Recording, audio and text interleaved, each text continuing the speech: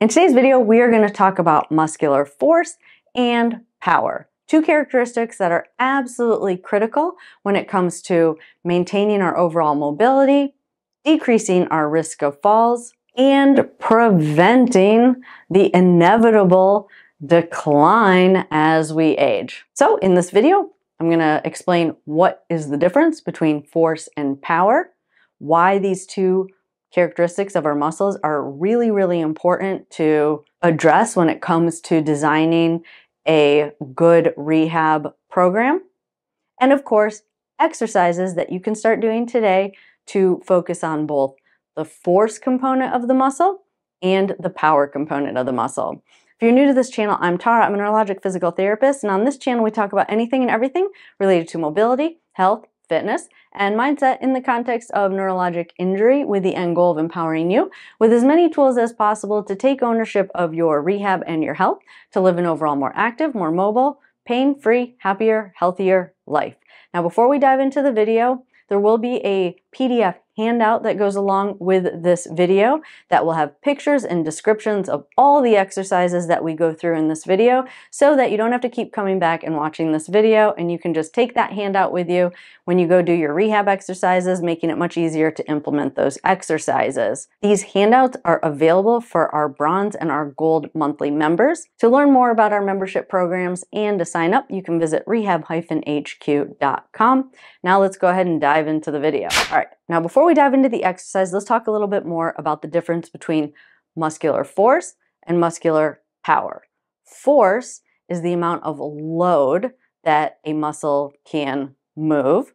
Power is the amount of load that a muscle can move over a given time.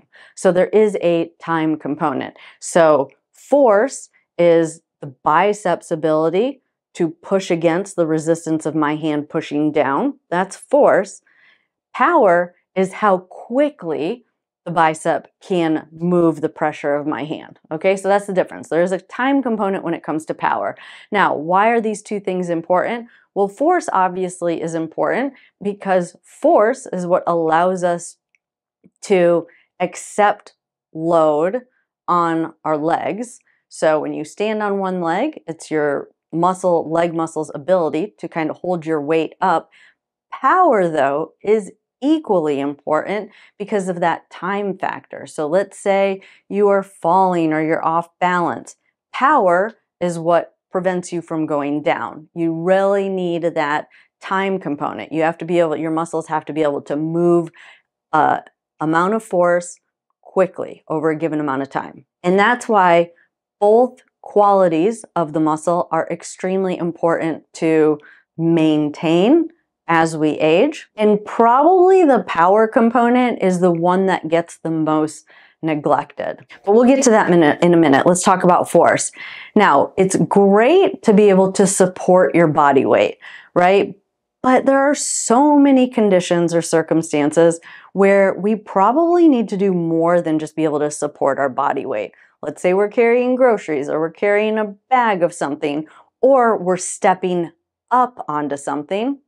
In that case, now you have the force of gravity. So the muscle is required to be able to move an increased load because you have that force of gravity pushing down on you. So we don't just need to be able to support our body weight, but we really need to have some form of an exercise in our daily routine where we are incorporating an increased load. So supporting our body weight while holding weights, or resistance bands, or some way to increase that force, okay? So we're gonna go through some exercises that are going to address that. How do we increase force within our exercise program?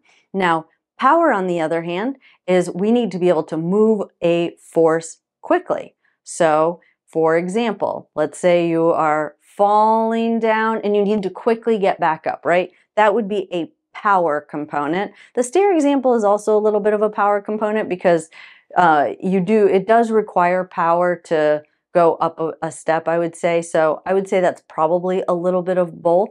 But bottom line is, power incorporates time component. So you want to be able to move a load quickly. Okay, so the exercises we're going to go through today are progression of exercises on how to progressively increase the load, primarily on the legs is what we're going to go through today. And then the second component of the exercises are going to be a variety of exercises that incorporate that power component. All right, so let's go ahead and dive right into the exercises, starting with force.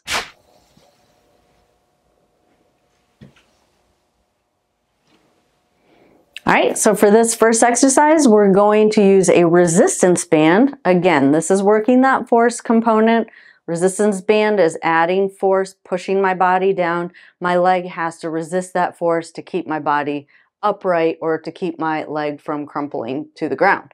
So you're going to put one end of the band under that front foot, the other end of the band around your neck. You're going to step back into a lunge and back up. Back into a lunge and back up. One more time. Into a lunge and back up. All right, so for this one, we're just adding a weight to the hand. Same thing, we're just adding load, downward force. Leg has to resist that. Again, we're going to stick with the step back lunge for this one. This is primarily going to be working single leg activities. If you guys want me to do one where we're working both legs together, put a comment in the description and I can add another video with all just two leg activities, especially for some of you that don't feel comfortable standing on one leg. But again, you're going to start, step the non-working leg back. I put a little step here just to make it a little bit easier. Tap that down on, tap the weight down onto the box and step back up. Tap it down and back up.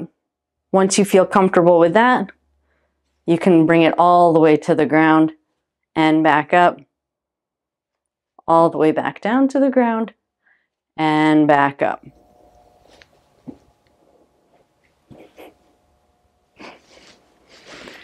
And then one final way that you can work on force is holding a sandbag.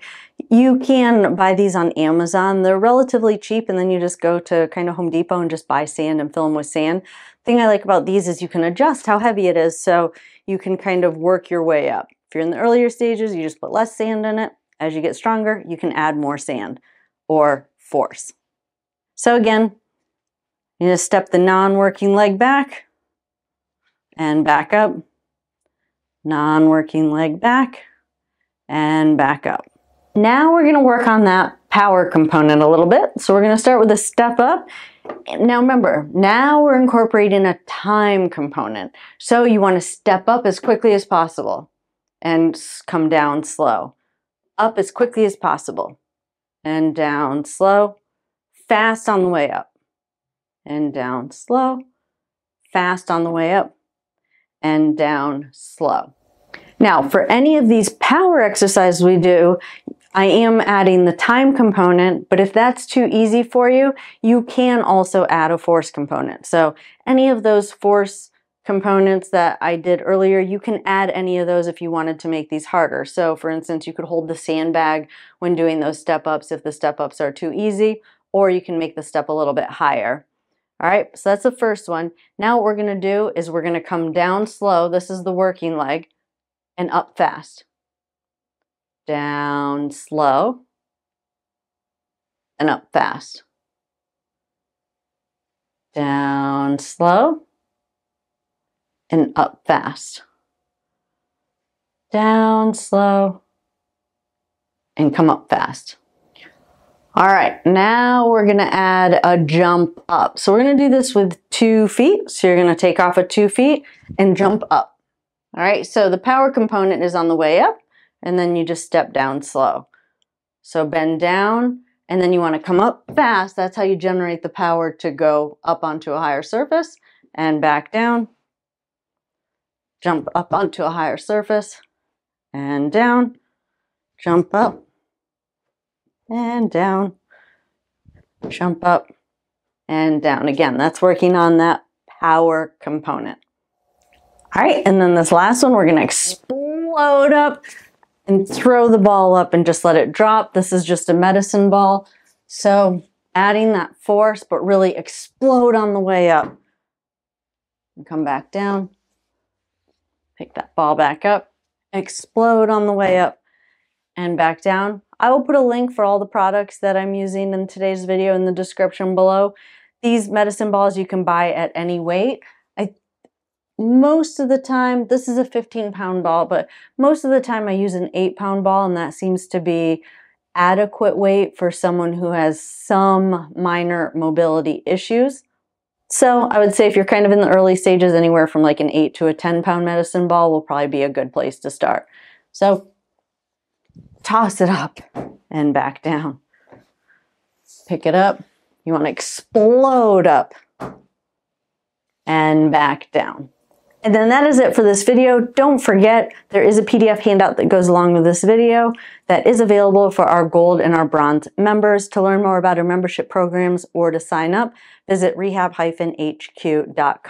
If you're new to this channel and you haven't yet subscribed, go ahead and hit that subscribe button, turn on that notification bell so that you'll get notified every time I upload new videos. If you want to get exercise throughout the week, head on over to Instagram where I post 1 to 2 exercises every single week to help just add a little variety to your home exercise routine. I enjoyed spending time with you all today, and I'll see you in the next video. Have a good day.